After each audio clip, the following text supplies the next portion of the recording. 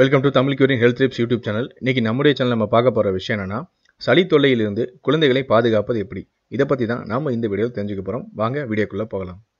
So தொடர்ந்து இந்த மாதிரியான விஷயங்களை நீங்கள் தெரிஞ்சுக்கணும் அப்படின்னு நினச்சிங்கன்னா, நீங்கள் பார்த்துட்டு இருக்க வீடியோ கீழே வந்து பார்த்தீங்கன்னா சப்ஸ்கிரைப் அப்படின்னு வந்து ரெட் கலரில் ஒரு பட்டன் இருக்கும். ஸோ அந்த ரெட் கலர் பட்டனை கிளிக் பண்ணுங்கள்.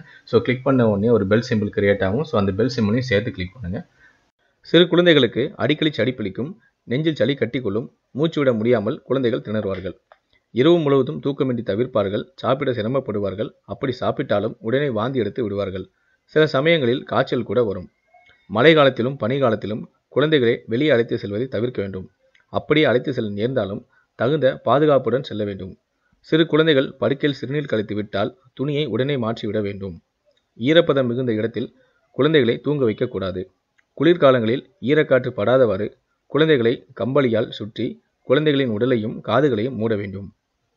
குளிர்காலத்தில் நன்கு கொதிக்க வைத்த ஆரிய தண்ணீரை குடிக்கவும். எளிதில் ஜீரணமாகும் உணவுகளை எடுத்துக்கொள்ள வேண்டும்.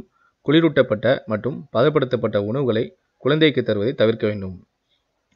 பாலூட்டும் தாய்மார்கள் முதலில் தங்களுக்கு சளித்தொல்லை ஏற்படாதவாறு பார்த்து கொள்ள வேண்டும்.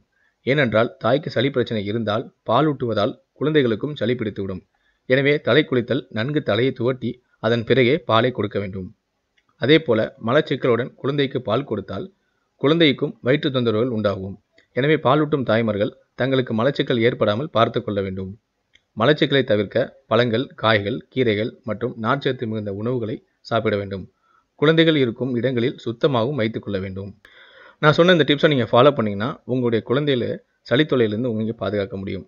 மேலும் இது போன்ற ஹெல்த் சம்பந்தமான விஷயங்களை பற்றி நீங்கள் தெரிஞ்சுக்கணும்னா மறக்காம என்னோட சேனல் நீங்கள் சப்ஸ்கிரைப் பண்ணுங்கள். கூட வந்து பெல் சிம்பிளை கிளிக் பண்ணுங்கள். இந்த வீடியோ பிடித்திருந்தால் லைக் பண்ணுங்கள், கமெண்ட் பண்ணுங்கள். தாய்மார்களுக்கு இந்த வீடியோவை ஷேர் பண்ணி